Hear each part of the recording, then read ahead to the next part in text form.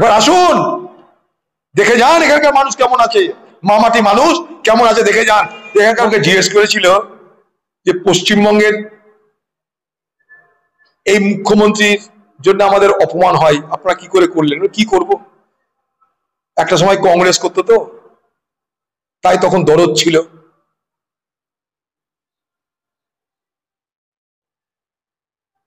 তো মনে করুন শামসেরগঞ্জের এলাকার দুটো কনস্টিটিউয়েন্সি কংগ্রেসের জিতেছে, কংগ্রেসের না, এবার লোকসভা ভোটে জিতেছে।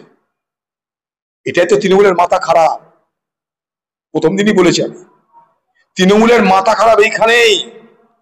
লোকাল তৃণমূলের নেতারা তাদের মাথা খারাপ এইখানে, দিদির অত্যাচার তাদের উপরে এইখানেই, যে কি করে মুর্শিদাবাদে সংখ্যালঘু অধ্যুষিত জেলায় শামসেরগঞ্জ আর ফারাক্কা জিতে গেল।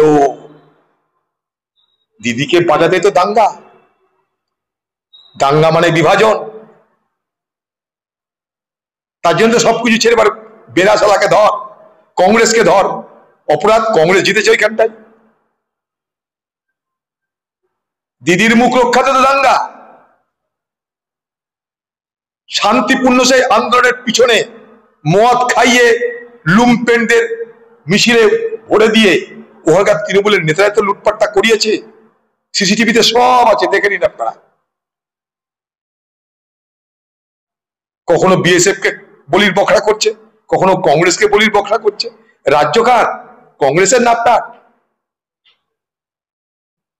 মুখ্যমন্ত্রীকে আমরা নাপনি, ওখানকার এমএলএ কে আমরা নাপনি, ওখানকার পঞ্চায়েত কাদের আমাদের নাপটার, সবই তো নিয়ে বসেছেন লুটপাট করে কেড়ে কুড়ে।